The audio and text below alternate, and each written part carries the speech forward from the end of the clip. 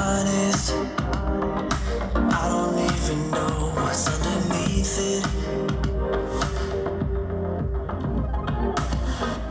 Got caught up in the hype.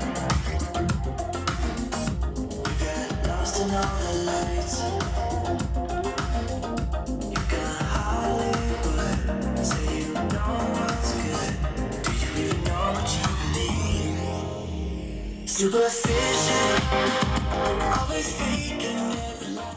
Good morning, it is Monday, April 25th, and we just got into the mastering studio. We have our first assignment that we need to hand in utilizing the mastering hardware. So these are our simulated masters, basically tracks that our mastering teacher is giving us. I think I misspoke last week. We need to have 2 of those approved prior to the midterm, and then after the midterm we're actually going to be mastering level 1s and 2s as if we're their mastering engineer. So that's going to be really interesting, actually talking back and forth, getting feedback, and then making sure the client is happy with the master. Today we've also got a Q&A coming up with an artist named Player Dave, who I've never heard of until now, but they make some really good music. Super stoked for another in-person Q&A with an amazing artist. But yeah, it's Monday. Monday's our full studio day. Finish off the rest of the homework that we didn't do last week, which is pretty much just this master. And then it's just going to be studio time, working on our collaborations. Hope you enjoyed the footage of the song that I'm mastering. We're going to get back at it. Good afternoon, everyone. Monday still. We just finished the Q&A for Player Dave. Super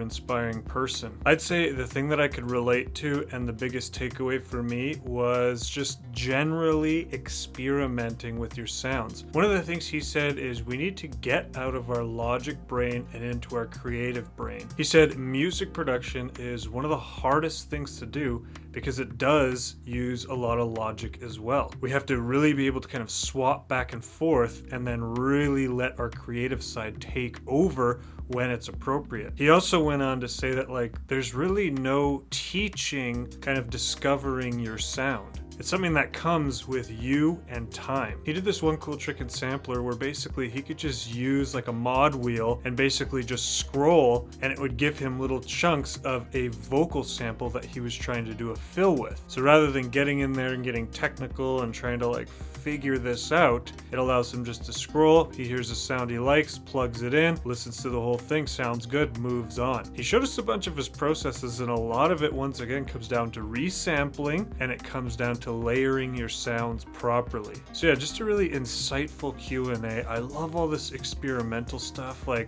think just whatever vibes with you, if you can just kind of let yourself get crazy with discovering sounds, resampling, sound design, and then you can utilize what you discover in your work, it's gonna set you apart. He's like, most of the stuff that I ended up with is not where I could logically fathom myself when I set out to create whatever it was I was creating at the time. It always evolved into something else because I allowed myself just to let go. So yeah, we got all our homework in. I'm ready for classes to start tomorrow. For the rest of the day, it's just gonna be studio time. We'll talk to you soon. Good morning. It is April 26th. We're back outside in the courtyard waiting for Icon Open before our studio session. It's Tuesday, so we have Advanced Mastering Theory as well as Advanced Mixing today.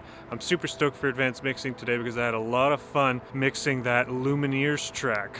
Never really thought I'd be into indie rock or anything like that, but it was actually super fun to get that rough mix done. Long day for us on Tuesdays. We do studio sessions, then lunchtime, then after that, classes until 6 o'clock, and then we have our mentor session from 7 to 8. I'm pretty stoked for a mentor session because this morning I'm going to be doing a lot of experimental sound design for my secret project. There's some otherworldly elements that go with this project, and I want to create stuff that no one would ever be able to duplicate, or no one would ever even think of creating these kinds of sounds. I'm going to have a lot to recap later, so I think we're going to keep this morning greeting short and sweet. We'll talk to you soon. Well, good evening. Here we are in one of the meeting rooms.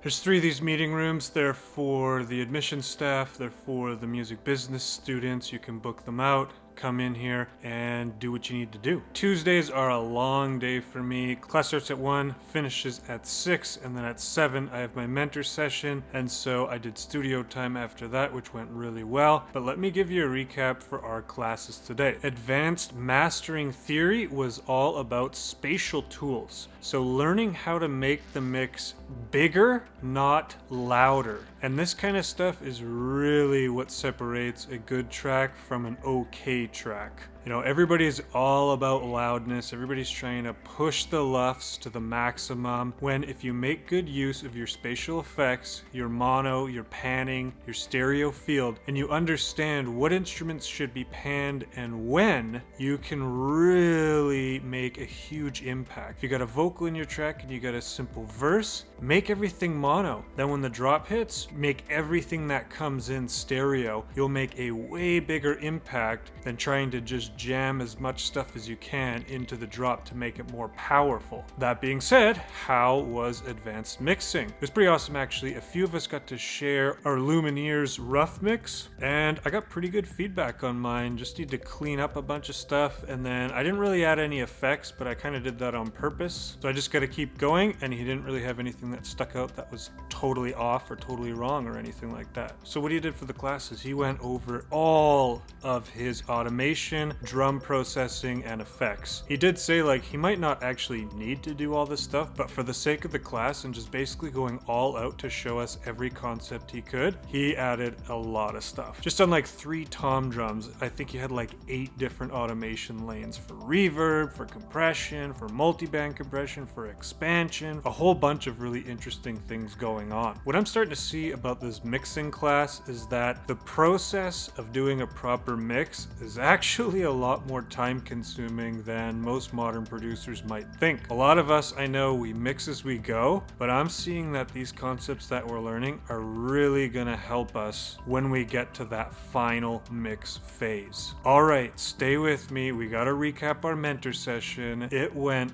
really well. I absolutely love this mentor, Eric Promani. Probably butchering how to say the last name, but if you're at Icon and you don't know who to choose as a mentor next, try this guy out. He's absolutely awesome. We went over a couple of the collaborations I'm doing with Brittany Egbert. He had really nothing but good things to say about. I showed him my melody, I showed him kind of a rough vocal, absolutely all positive feedback. And then we got into my secret project. I could probably show you maybe tomorrow morning some of the sounds that I created, but essentially I am just experimenting doing sound design. That's about it. We kind of just kept going over that, going over some concepts, and then he just encouraged me to keep experimenting. But yeah, that's it for the recap. Of course, as the week goes on, I'll show you what we're actually working on from those classes. We're gonna get out of here for the night. We'll talk to you soon. Good morning, everyone. It is April 28th. We are in the Icon office hours room right now. Check it out. So yeah, this is where all the office hours happen. You can drop in, hang out with your favorite instructor, ask questions about their expertise, and it's honestly just a really good time. So, of course, I forgot to recap our classes from yesterday, so let's get into that. First off, Mastering Practical in the Mastering Studio, and now they've kind of turned up the heat. So every time we're in the mastering studio, somebody's getting in the hot seat and mastering a track on their own. Of course, fellow classmates can help them out, offer suggestions, give feedback, but you're getting in the hot seat. And so I gotta volunteer soon, because basically as the weeks go on, it's gonna get harder and harder. And if you don't get in the hot seat, well, then you're doing it towards the end of the course, and it's gonna be the most difficult stuff to master. So we definitely gotta get in there. All right, moving on to vocal production. This was a great class. We started going over vocal effects and how to obtain a clean vocal. And so we started off with EQing and went over a ton of just the processes behind how the instructor EQs her own vocals. Some really insightful stuff there. We also went over like the differences between when you should use EQ versus multiband compression, for example. And yeah, essentially like you don't want to squash your vocal if you don't have to. You don't want to compress it if you don't have to. You You want the dynamics. You don't really want to alter the vocal to the best of your abilities. Of course, when you're trying to fit it in the mix later, or maybe the vocal's just riding a bit too on top, so then you can use those kinds of tools to push it down and get it seated properly in the mix. So we're doing this vocal effects thing for the next 2 weeks. We actually ran out of time getting into reverb and delay. This kind of stuff is what I'm most excited about for vocal production, because you can really create a super messy track with too many delays and reverbs going on at the same time. You know, you got it on your vocals, you got it on your leads, you got it on your overall group tracks. Like, there's just too much going on, and keeping that stuff organized and keeping that stuff clean is what will keep your tracks from getting muddy. Like I said, it's really, really cool because we're actually watching our vocal production instructor process her own vocal, her own production, and teach us everything from the lessons on her own work. That's the recap. We're in the studio today. It's Thursday, so we got no classes. We're just going to be working. Brittany Egbert, our vocal collaborator, is coming out this afternoon, and we are basically going to work all night to try to get as many vocals as we can recorded, because we got about 3 or 4 different projects on the go right now. We're talking a lot, so we're going to get to the studio. Needed to heal and try to start. Sometimes you can't fix your own heart. You appeared and suddenly they're gone. All mine. Crossing paths in the moonlight, but I could feel you shining bright. Chaos fades and all I see, one word.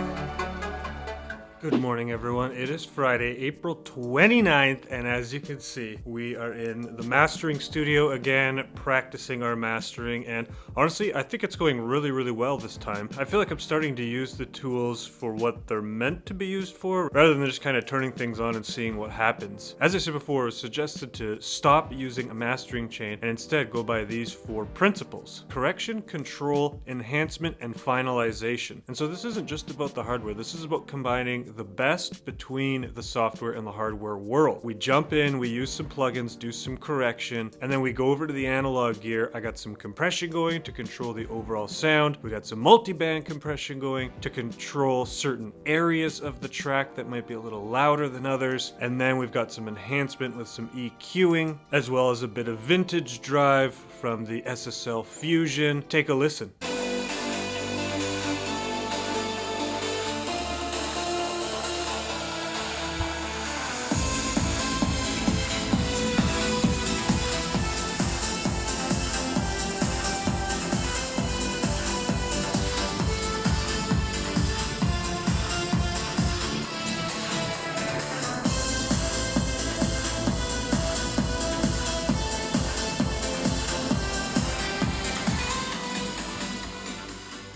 Good afternoon, still Friday, and we just finished our advanced sound design course. We're continuing on with the Re/Nero bass thing. This time we're learning a little bit more about resampling. So let me show you what I came up with here. As usual, here we are in Ableton, and here is my super basic serum patch. As you can see, if we go to the matrix, I've got some fancy little fine knob tuning going on with the note. So basically every time I hit the keyboard, it's going to wobble the same.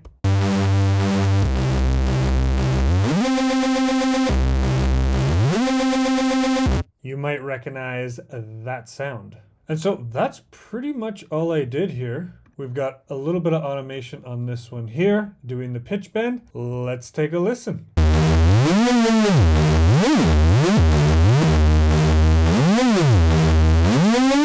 And so I wanted to keep it pretty basic, because when we're coming down here, well, now we're getting a little crazier. So we got some high-end fun going on. We have got, if we open back up the automation, we have all these crazy random. I literally just drew these in at random, and that is all controlling these parameters here, making them dance all around. I'll show you that in a sec. And then we have a compressor, we've got decapitator. So essentially the goal with this is to add harmonics and take them away. And check out what all the automation is doing to this to make this noise.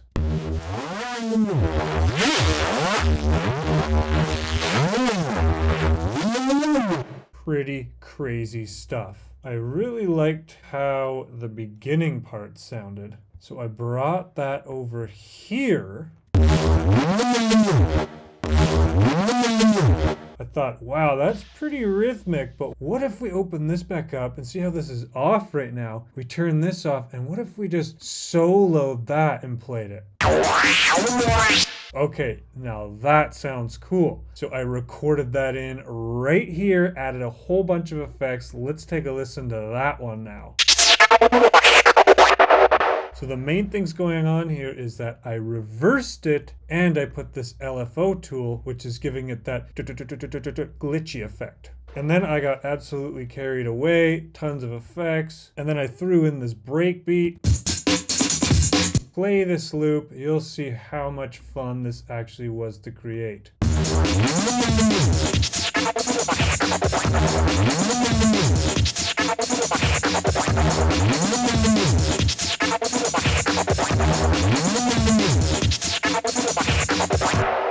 Well, hello there. It's Saturday, April 30th. We've been at the studio for quite some time, working on our homework assignments, and I'm having a bit of a rough day, if I'm honest. Feeling a bit mentally drained, not getting enough sleep due to situations out of my control, but yet, we're at Icon, we show up no matter what, and we work. Work ethic is something huge in the music industry. I mean, it's good to take breaks. I need to take care of myself. I need to do my stuff for my mental health, for my physical well-being, and all that kind of stuff. But nothing beats a strong work ethic. So while we're in LA, we gotta get up, we gotta show up. Just wanna be honest, it's not always rainbows and butterflies over here just because I'm in LA at Icon. We've been working really, really hard on week 2 of our Lumineers mixdown for mixing class. So I wanted to show you what I've been working on and all the cool effects that I've done. And I'm gonna have to film this with my camera again. We didn't get caught for copyright last time, so we're gonna do that again and hope for the best. Vacancy,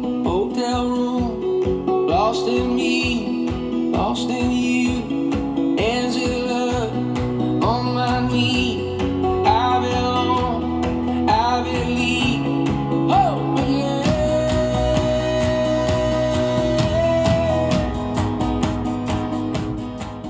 I'm really liking the way that that sounds, and even in listening back, even though I've already handed it in, the tom drums could have been a little louder, but whatever, that's okay. I think we'll still do well. For the rest of the day, I'm just going to be working on my advanced vocal production assignment, and I'm hoping that we'll be able to get that handed in by 6 p.m. when Icon closes. We've had an outstanding week. Every single class that we have is a level up.